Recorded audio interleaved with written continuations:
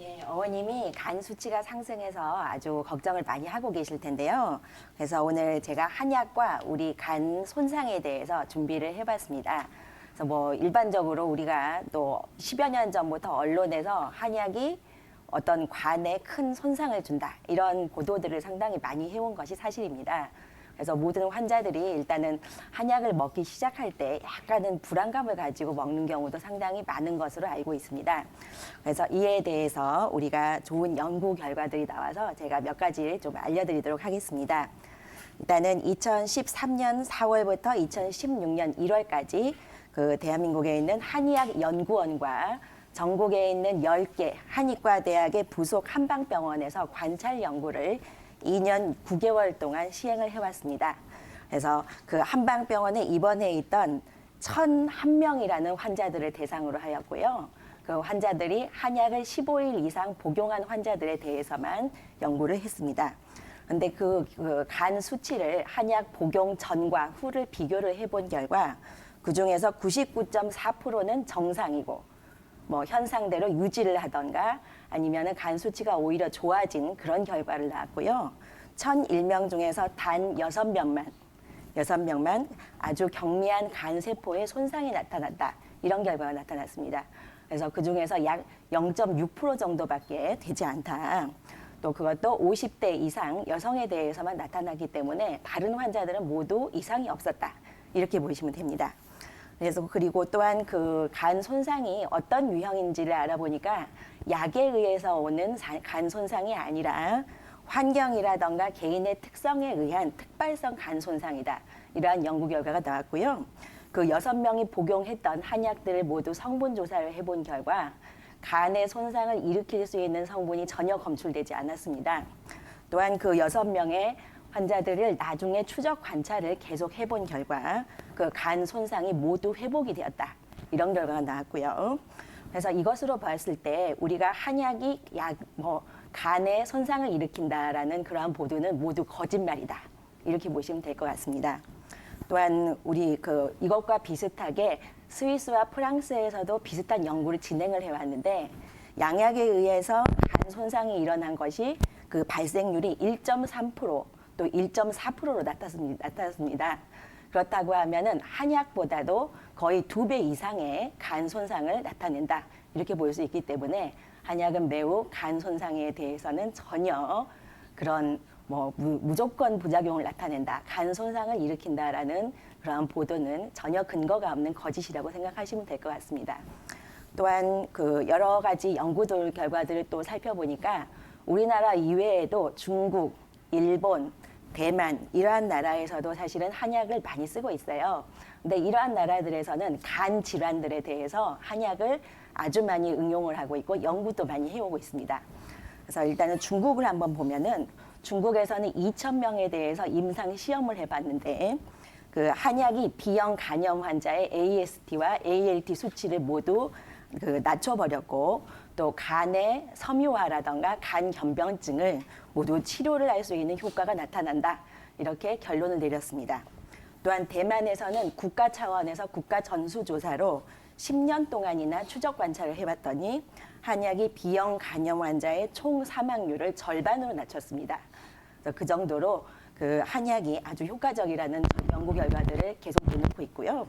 일본에서는 B형 간염이나 C형 간염, 또한 알코올성 간 질환에 한약을 투여를 하고 있습니다. 또한 우리나라에서는 자생한방병원에서도 이러한 연구를 해왔는데 자생한방병원에서 치료받았던 6,894명에 대해서 추적 관찰을 해본 결과 자생한방병원은 아시다시피 근골격계 질환에 대해서 치료를 많이 하고 있는 그런 곳인데도 불구하고 94.6%인 6,522명은 간 기능이 유지가 되거나 회복까지 되었다. 특히 한약을 복용하기 전에 간 손상이 있었던 환자들 354명이 있었는데 그 중에서 254명은 간 기능이 회복이 되었고 어떤 분들은 완치까지 되었다, 이런 연구 결과를 나타내고 있습니다. 또한 우리가 보면은 2008년도 동국대학교 일산병원에서도 또 비슷한 연구를 또 해왔는데요. 그 일산병원에 입원했던 그 환자들 600명을 대상으로 해왔는데 한방병원 300명, 또 양방병원 300명에 입원했던 환자들을 모두 검사를 한번 해보니까 간 기능 검사상으로 토탈 빌리루빈, AST, ALT 검사 결과가 양약과 항약을 복용하기 전 수치의 변화들을 보니까 이상이 나타냈던 경우가 양약이 한약보다도 5배에서 9배가량이 더 높게 이렇게 나타났습니다. 그래서 이런 우리 환자분들이 아주 걱정하는 것들은 다 알고 있는데 이러한 연구 결과들을 보면 전혀 근거가 없는 그러한 사실이라는 점을 확실하게 이번 기회에 인식을 해줬으면 좋겠습니다. 그러나 우리가 건강기능식품이라던가 건강원에서 다려먹는 약 같은 경우에는 이러한 한의사의 진찰이나 처방이 없이 그렇게 드시는 거기 때문에 이런 것들은 간 손상의 위험도가 있을 수 있고요.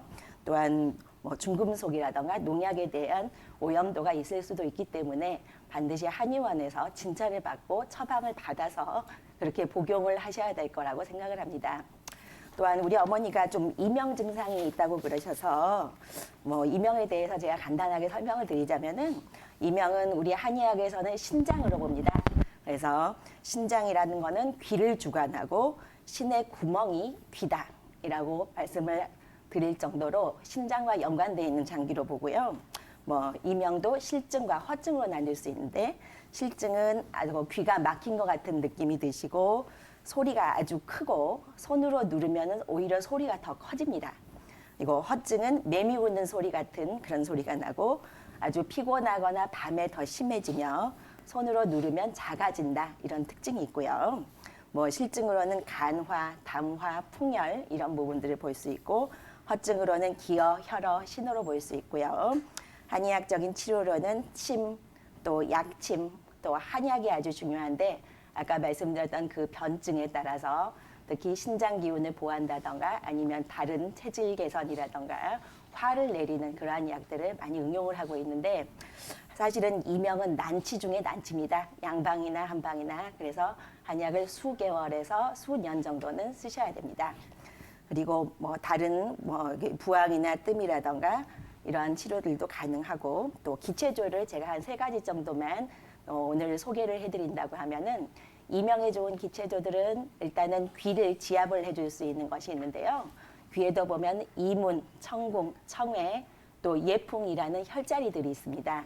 그래서 이 혈자리들을 손을 이렇게 따뜻하게 비벼가지고 손끝으로 지압을 쭉 해주는 방법들도 좋고 또 귀를 잡았다가 당겼다가 놔준다던가 하는 방법들도 쓸 수 있고요. 또 화가 위로 올라가서 이명이 생긴 경우에는 발끝 부딪히기, 발 뒤꿈치는 붙이고 앞에만 이렇게 부딪히는 운동들도 상당히 효과가 있다고 볼 수 있고요. 또 마지막으로는 뇌파진동이라고 바로 앉은 상태에서 가슴을 펴고 턱을 당긴 상태에서 여기서 도리도리 해주시면서 입으로는 이렇게 내쉬는 호흡을 해주면은 머리와 귀 쪽, 이쪽 부분들이 맑아지면서 효과를 볼 수 있습니다.